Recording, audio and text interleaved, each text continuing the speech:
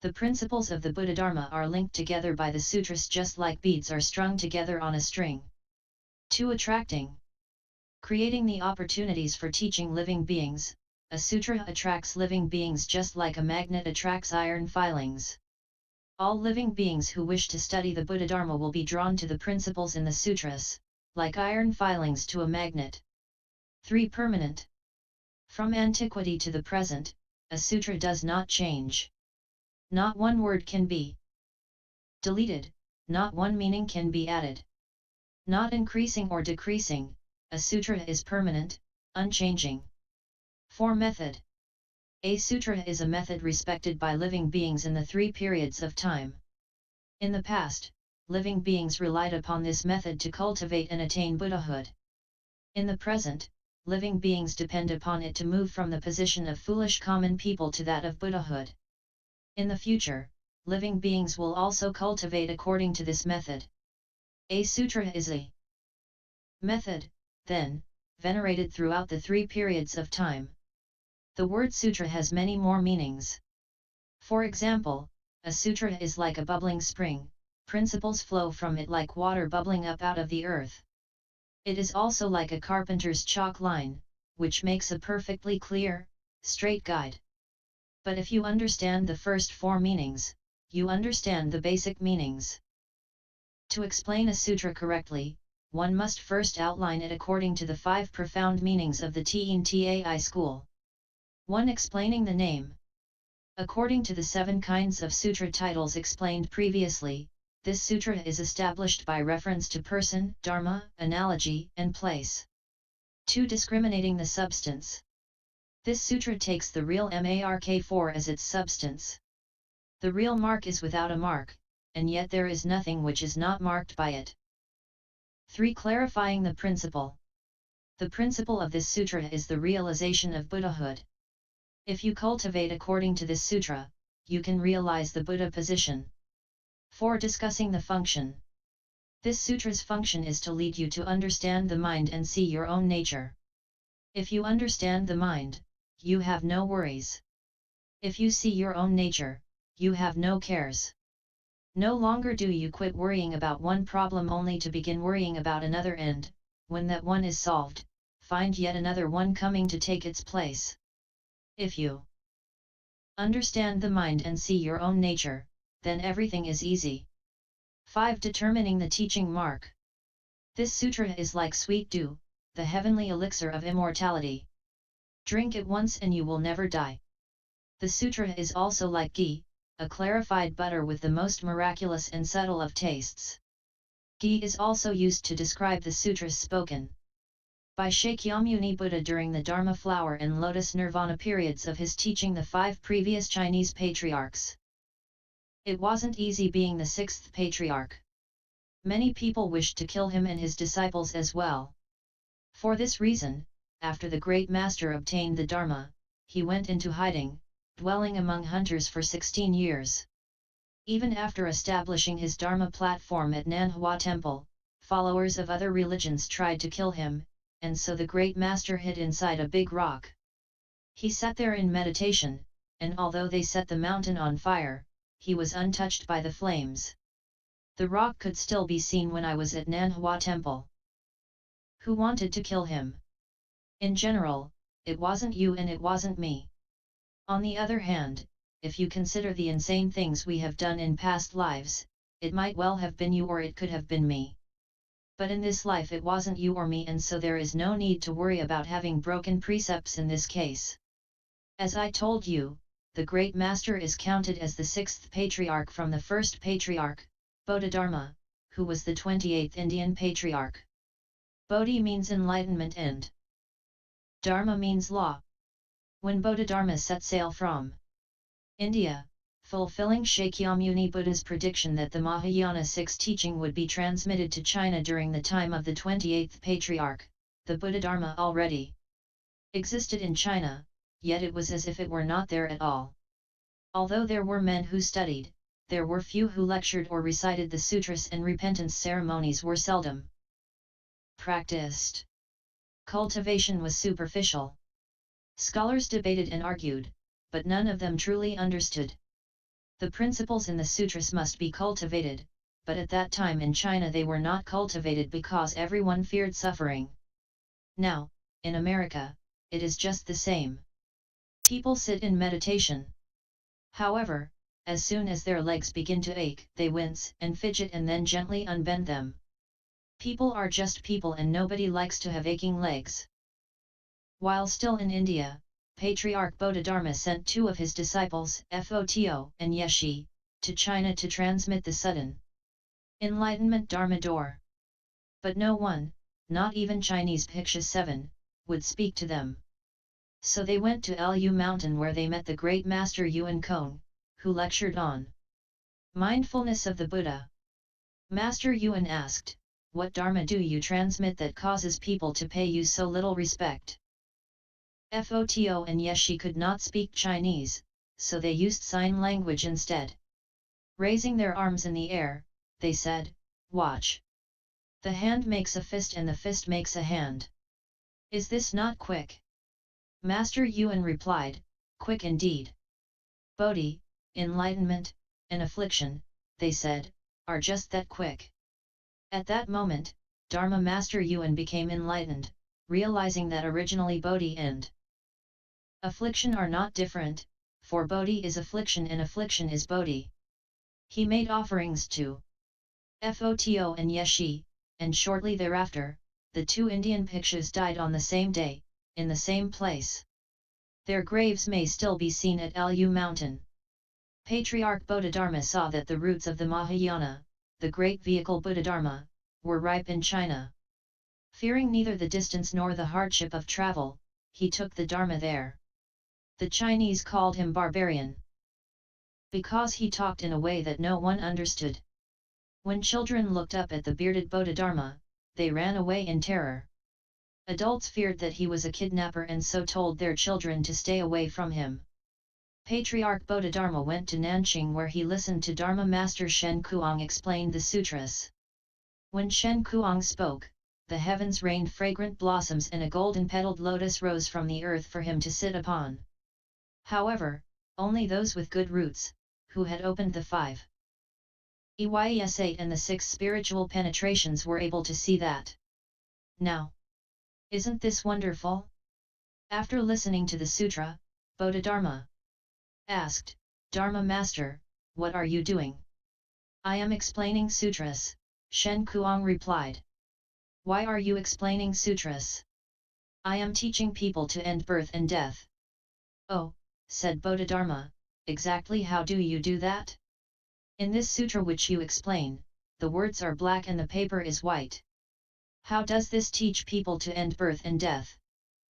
Dharma Master Shen Kuang had nothing to say. How did he teach people to end birth and death? He fumed in silence. Then, even though heavenly maidens rained down flowers and the earth gave forth golden lotuses, Dharma Master Shen Kuang got angry. This is what I mean when I say that the Buddhadharma existed in China, but it was as if it were not there at all. When angry, Dharma Master Shen Kuang used his heavy iron beads to level opposition. In response to Bodhidharma's question, he reddened with anger and raged like a tidal wave smashing a mountain. As he whipped out his beads, he snapped, "You are slandering the Dharma," and cracked Bodhidharma across the mouth, knocking loose 2 teeth. Bodhidharma neither moved nor spoke. He hadn't expected such a vicious reply. There is a legend about the teeth of holy men. You must not ask about the principle, however, because it is too inconceivable.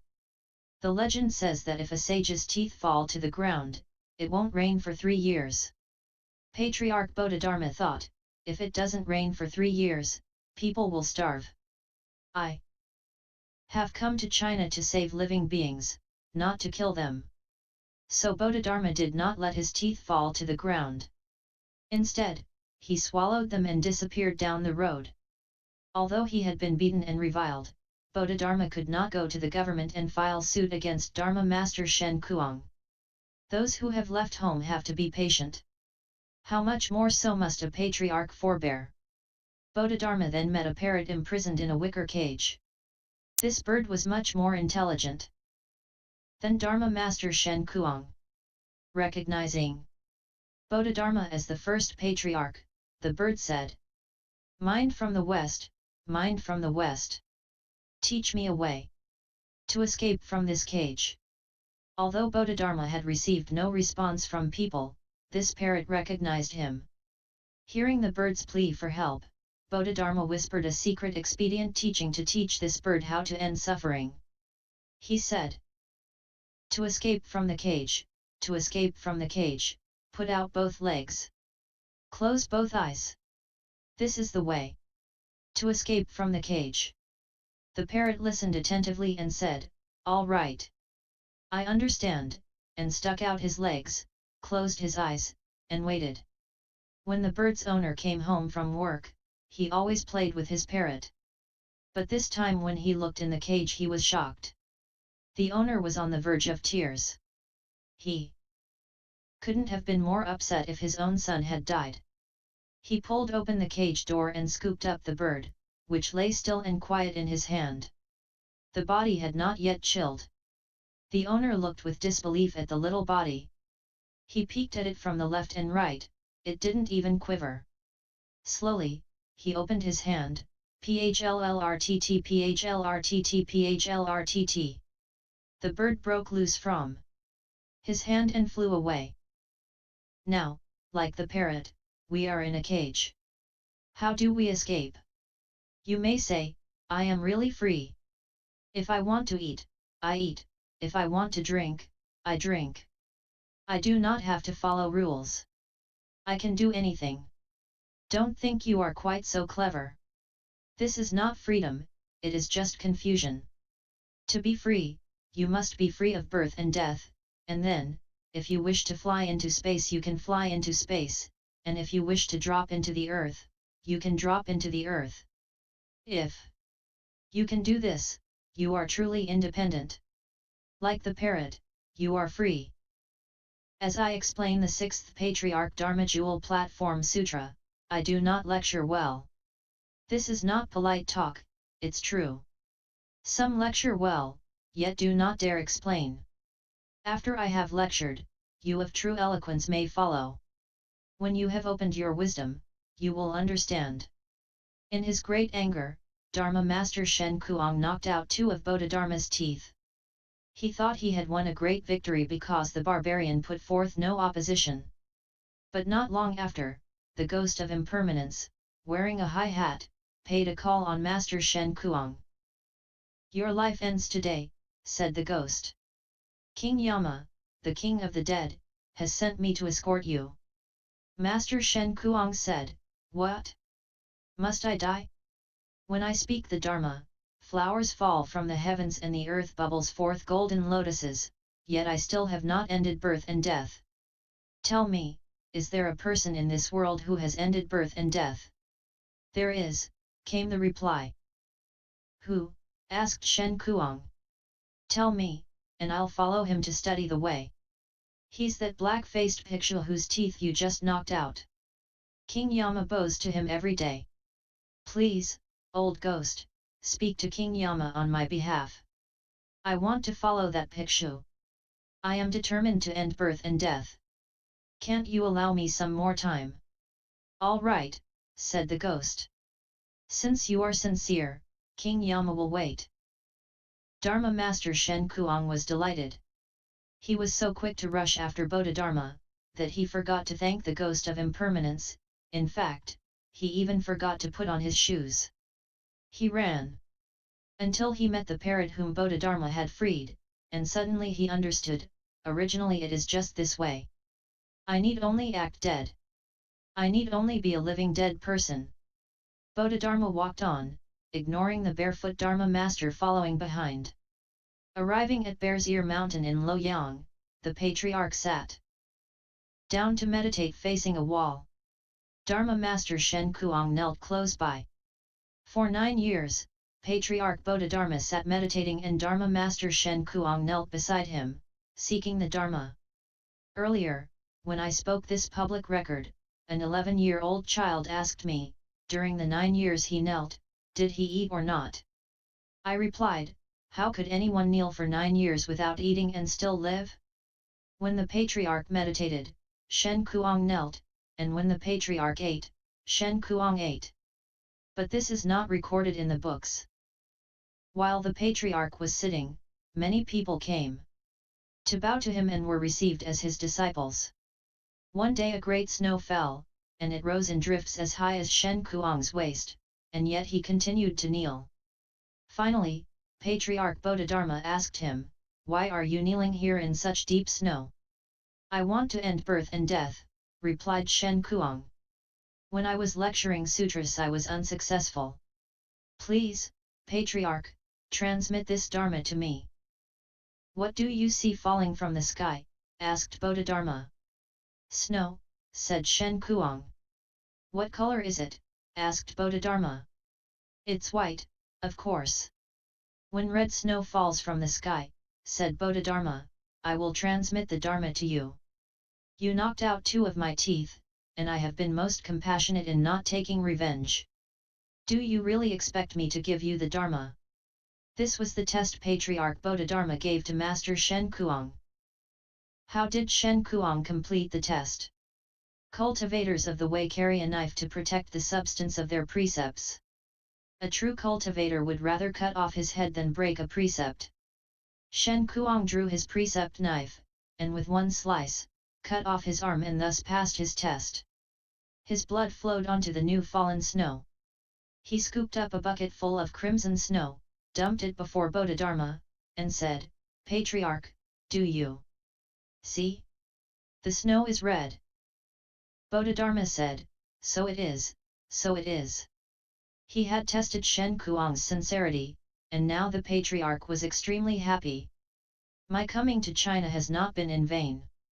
I have met a person who dares to use a true mind to cultivate the way, even forsaking his arm in search of the Dharma."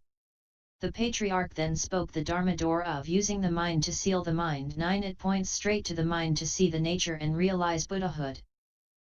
While hearing this Dharma, Shen Kuang didn't think about the pain in his arm, and before that he had thought only of making the snow turn red.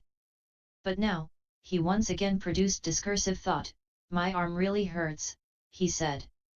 "My mind is in pain. Please, Patriarch, quiet my mind." "Find your mind," said Bodhidharma. "Show it to me and I will quiet it for you." Dharma Master Shen Kuang searched for his mind. He looked in the 10 directions, north, east, south, west, in the intermediate points, and up and down. He also looked in the same 7 places that the Venerable Ananda looked when Shakyamuni Buddha asked him the same question in the Shurangama Sutra 10.